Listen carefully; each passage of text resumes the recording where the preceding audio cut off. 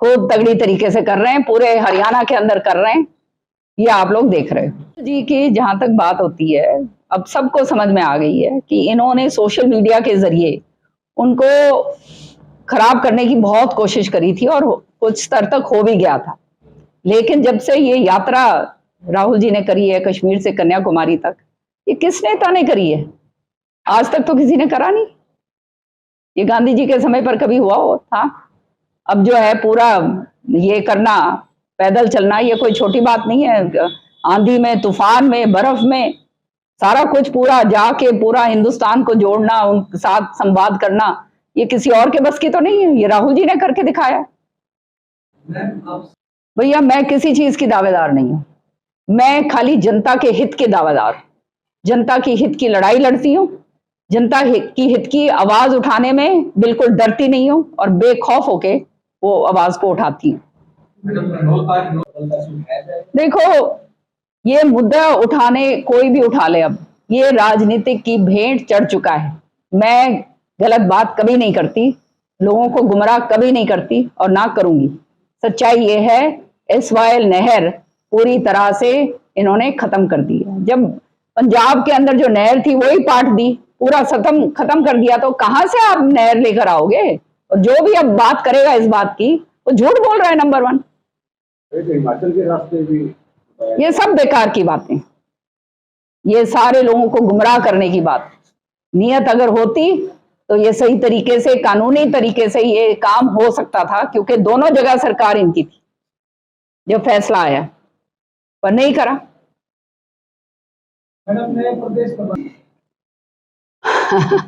ये तो आप प्रभारी जी से पूछो, वो ज्यादा बता पाएंगे।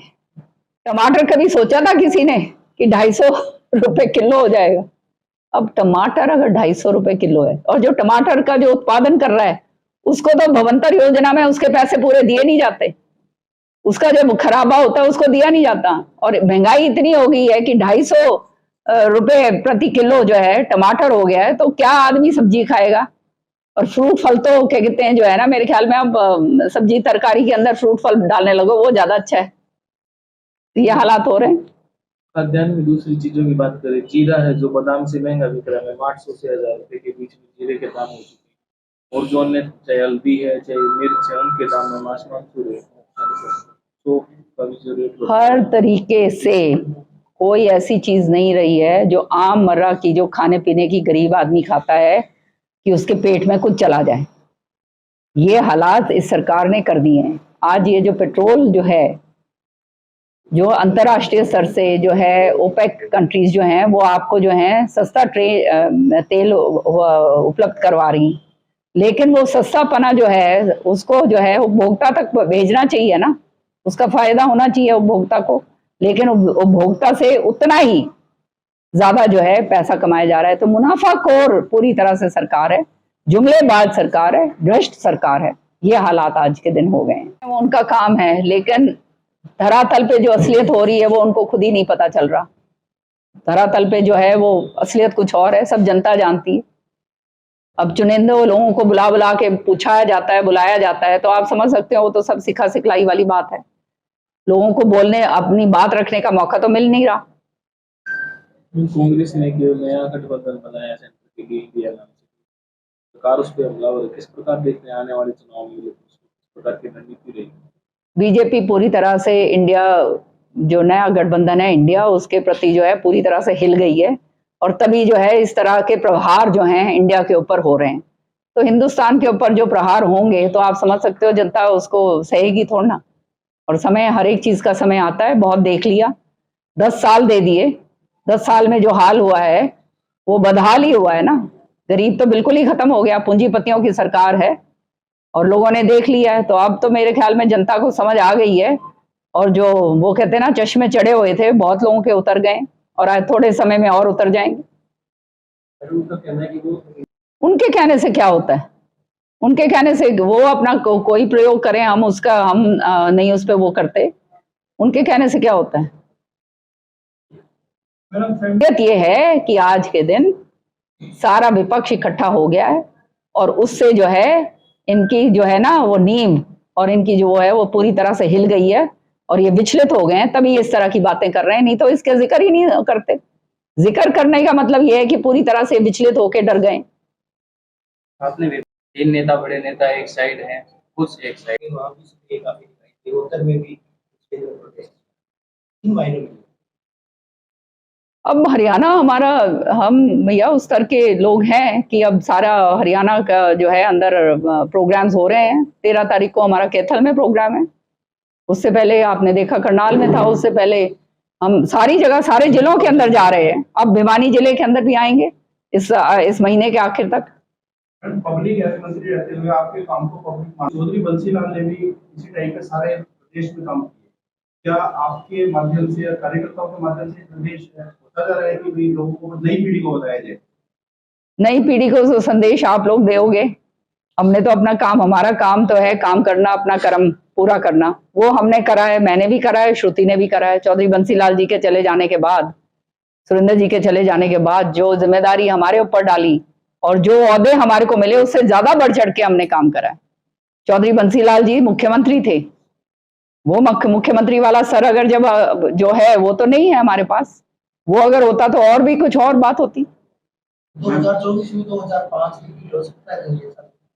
जिंदगी में सब कुछ रिपीट हो सकता है भैया, ये प्रभु का जो किस्मत से पहले और समय से पहले और किस्मत से ज्यादा किसी को कुछ नहीं मिलता। हम कोई लोभ लालच से काम नहीं करते। यहाँ जो आए हैं, ये आप देख रहे हो इस घर को, कितने 18-19 साल हो गए हैं मुझे चौधरी सुरेंद्र जी के बाद यहाँ पर। ज्यों का त्यों है, हम तो काम करने के लिए आए हैं। लोगों ने अगर जिम्मेदारी देकर काम करे, जिम्मेवारी देंगे तो हम काम करेंगे, नहीं तो अपने आराम से घर में बैठेंगे। राहुल गांधी लगातार, मैं भी गई थी इस हड़ताल के अंदर। ये 1999 से कह रहे हैं इनका कोई बढ़ोतरी नहीं हुई है। अब महंगाई इतनी हो गई है, जेब पूरी खाली हो रही है, साधन रहा नहीं है कुछ, तो आपकी अगर तनख्वाह नहीं बढ़ेगी तो वो निर्वाह कैसे करेंगे, काम अपने बाल बच्चों को किस तरह से संभालेंगे? तो जो डिमांड्स हैं सरकार को बिठाकर इनसे बातचीत करनी चाहिए, उसमें कोई ना कोई मध्यम वर्ग निकालना, मध्यम वे निकालना चाहिए जो सरकार का काम होता है। लेकिन मैंने तो ये देखा यहाँ तो तानाशाही रवैया है हर चीज के लिए, चाहे गेस्ट टीचर्स हों, चाहे आशा वर्कर हों, चाहे ये लिपिक हों, चाहे कर्मचारी हों, उनकी पेंशन जिस तरह से काटी गई है, सारा कुछ हर तरीके से जो है, ये तो तानाशाह जो वाली एटीट्यूड जो है ये सरकार का। कब से वो लागू कर रहे हैं? 31 तारीख से। अब सरकार है भैया, सरकार का काम, हम सरकार के काम में तो मैं क्या कह सकती हूँ, हम तो खाली विरोध ही कर सकते हैं ना, विरोध करने में तो हमने कसर छोड़ी नहीं।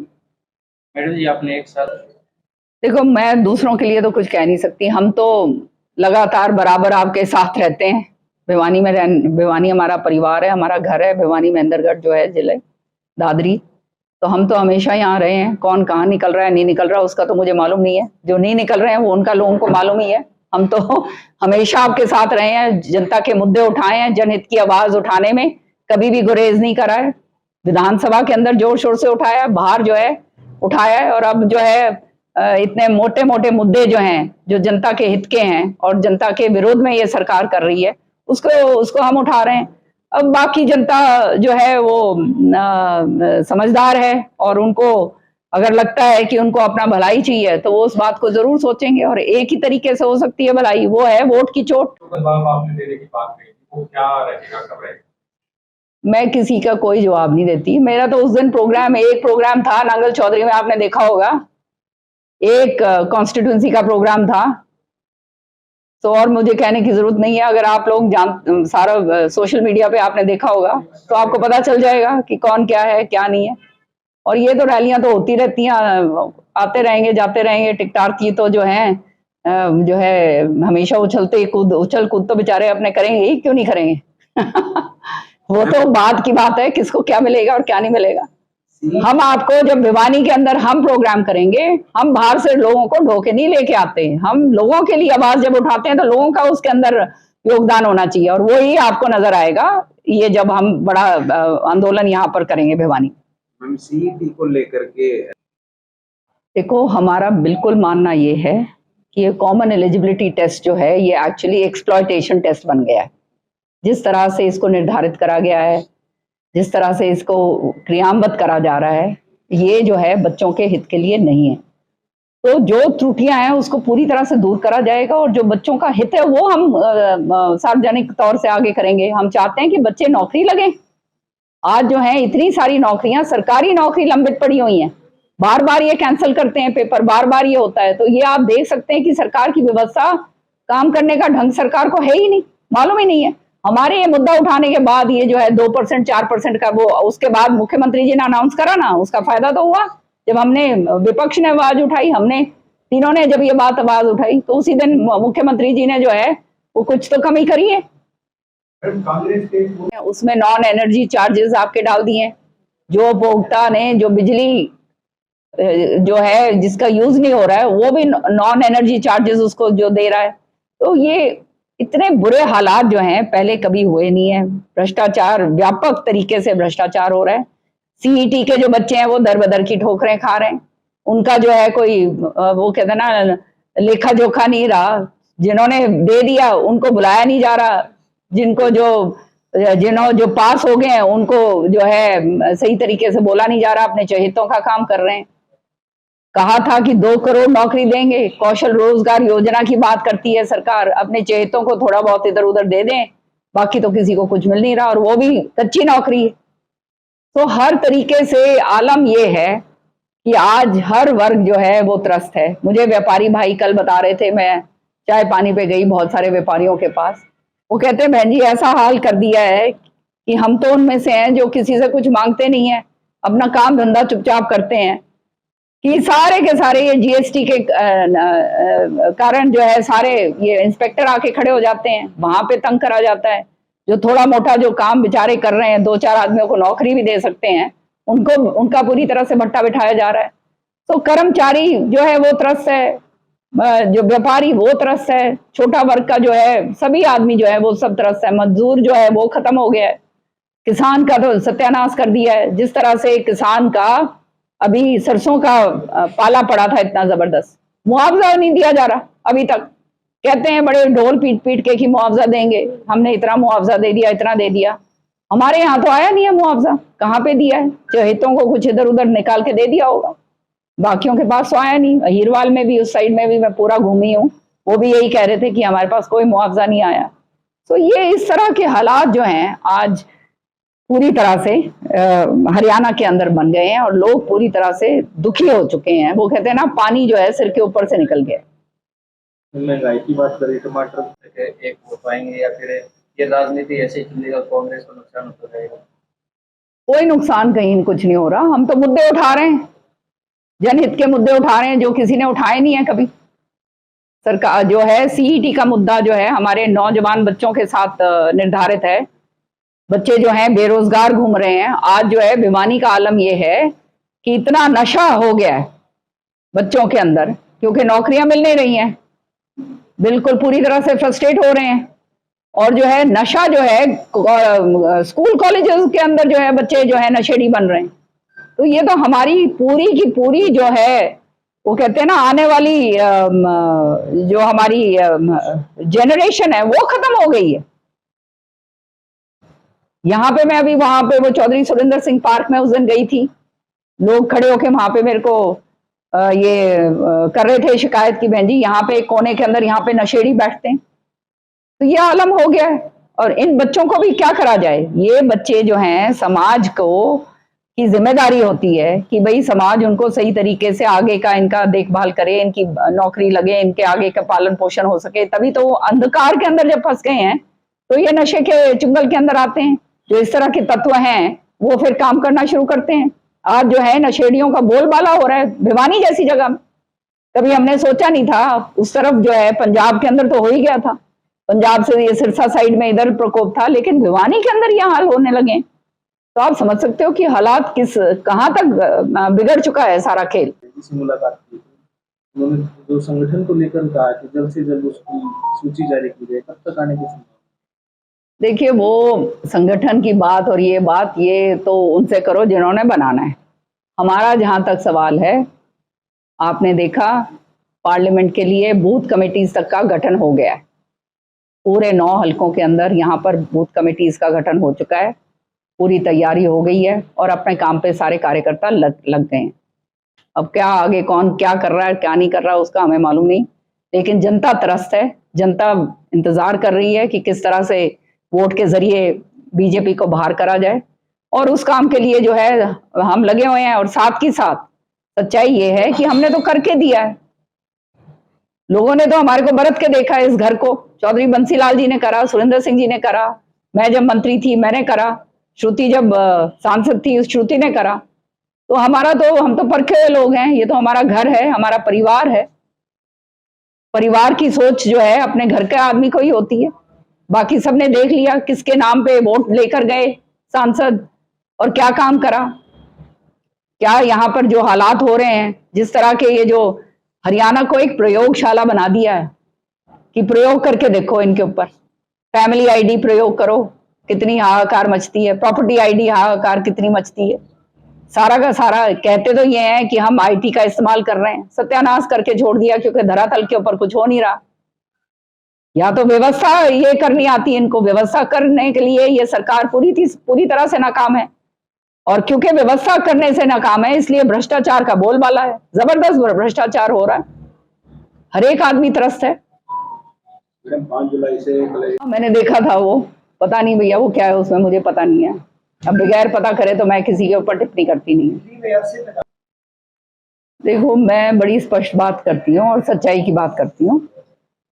जो अपना हथनीकुंड बराज है जो चौधरी बंसीलाल जी ने बनाया है, और जो रिकॉर्ड टाइम पर चौधरी बंसीलाल जी ने बनाया था, उस पर प्लैक भी लगा हुआ है, वहां जाके आप अगर देखोगे ये बराज है, ये वहां पे वो नहीं है, बांध नहीं है, बराज है।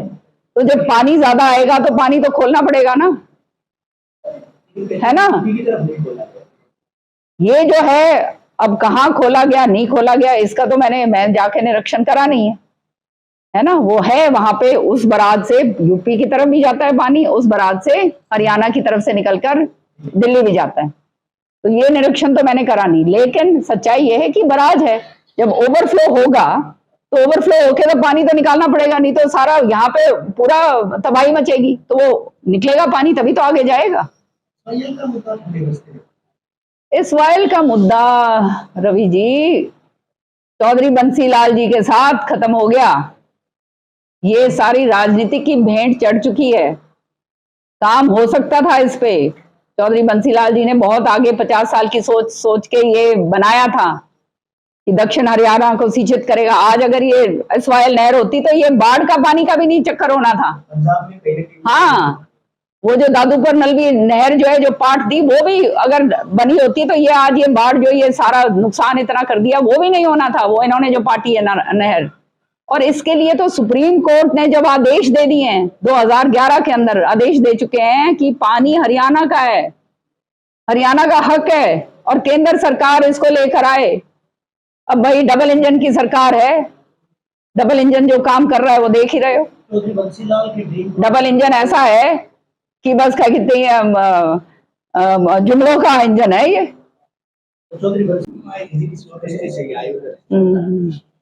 हाँ जी, शुरू करें। तो वेलकम है जी आप सबका। आज का जो विषय है वो आप देख ही रहे हैं, हम मीटिंग्स ले रहे हैं भिवानी के अंदर, सारी जगह मैं घूम फिर रही हूँ। इतने बुरे हाल मैंने तो भिवानी के देखे नहीं है। इतने करोड़ों रुपए का काम करवाया था यहाँ पे श्रुति चौधरी ने और मैंने। आज हालात ये हैं कि पानी जो है वो गंदा पानी पीने के लिए एक तो मजबूर हो गए हैं भिवानी वाले। सारा का सारा सीवर का पानी मिल रहा है, नीचे का जो जमीनी पानी है उसकी कहीं निकासी नहीं है। पानी अगर थोड़ा सा ये बारिश और हो जाएगी तो भिवानी पूरी तरह से डूबने के कगार उसमें आ गए। तो ये हालात आज भिवानी के हो गए हैं, जो बहुत ही दुर्भाग्य की बात है, और इसके ऊपर कोई संज्ञान नहीं ले रहा किसी भी तरह की। जो है किसी का वो कहते हैं ना अधिकारियों, सरकार को कोई परवाह है ना अधिकारी को परवाह है। सारा इस तरह से हाल चल रहा है। जब मैं गई सारी जगह लोगों ने मुझे बताया कि एक तो ये टैक्स और लगा दिया इन्होंने, गार्बेज टैक्स और लगा दिया, जो इसके ऊपर जो ये प्रॉपर्टी आईडी और इसका जो है। तो मेरे समझ नहीं आ रही, जब टैक्स लेते हो फिर उसके ऊपर गार्बेज टैक्स लगाने का क्या औचित्य है, नंबर 1। और नंबर 2, भिवानी तो गार्बेज डंप बन गया है, पूरी तरह से डंप बन चुका है, गंदगी का आलम है यहाँ पे। और बड़ा दुख होता है देख के कि गाय माता जो है, जो गौ माता जो है, जिसकी इतनी हमें पूजा पाठ करनी चाहिए, वो जो है उसके अंदर मुंह मारती फिर रही है सारी जगह। ये आम आलम है हरियाणा, मतलब भिवानी का ये हालात हो गए। सीवर जो है पूरी तरह से जाम पड़े हुए हैं, कोई उनकी सफाई नहीं करी गई है। और अब जब ये बारिश के साथ जब ये पानी का ये आएगा, ये होता है, तो फिर आप देखना क्या हाल भिवानी का होने वाला है। और इसका कोई सुध बुध कोई ले नहीं रहा है। दूसरी बात, जो अहम बात मैं कहने जा रही हूँ, वो ये है कि आज ये प्रॉपर्टी आईडी और ये फैमिली आईडी, ये इसका हालात क्या हो चुके हैं। ये तो पिछली बार भी मैंने कहा था, ये गले की फांस बन गई है हमारे लोगों, पूरे हरियाणा के लोगों की। इसका बहुत पुरजोर विरोध मैंने विधानसभा में करा था, लेकिन सरकार जो है उसको तो चिताया ही जा सकता है। सरकार को तो बिल्कुल ही पूरी तरह से परवाह है। आज जो है ये प्रॉपर्टी फैमिली आईडी के कारण जिनकी जो इनकम्स हैं, ज्यादा जिसकी दिखा दी, वो बेचारा जो है वो दरबदर की ठोकरें कर रहा है, क्योंकि ज्यादा दिख गई तो उसकी जो सब्सिडी है, उसको जो सरकार से सुविधा मिलनी चाहिए, वो सारी की सारी कट गई। चाहे पेंशन हो, चाहे उसका राशन कार्ड हो, या उसका जो है बीपीएल कार्ड हो, और जो दूसरी सुविधाएं हैं उसकी खत्म हो गई हैं। अब वो दरबदर की ठोकरें खा रहे हैं, इधर से उधर, उधर से इधर। ये फैमिली आईडी में जो चढ़ गया है, तो उसका जो है परेशानी का पूरी तरह से सबब बन गया है कि उसको ठीक करवाने के लिए पैसे दो।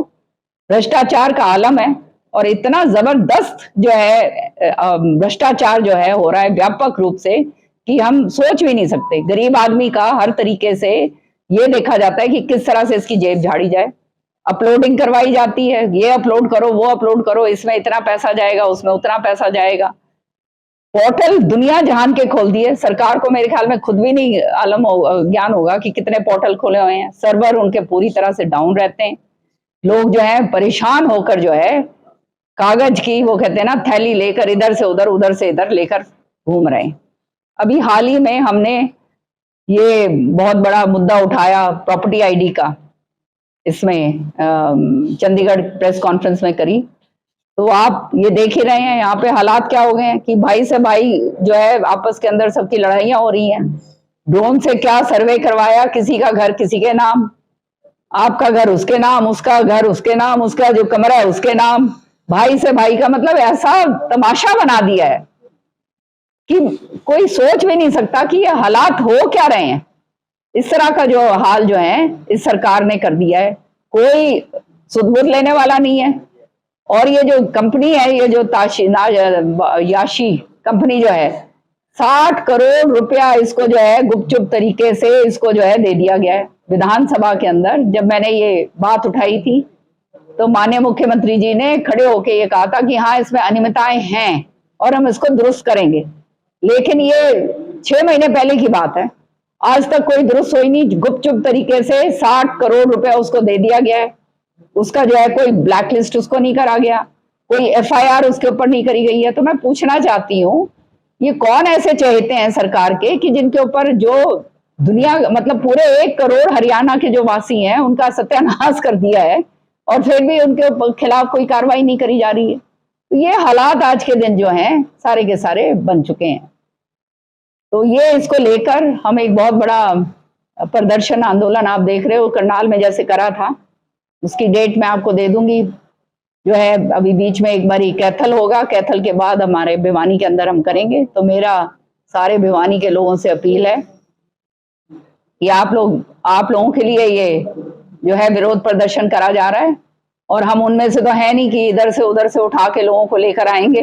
भिवानी के लोग उसके अंदर हों, ताकि जनता की आवाज जो है हम उठा पाएं। ये जो है ये इस महीने के आखिरी तक जो है हम इसको करने जा रहे हैं।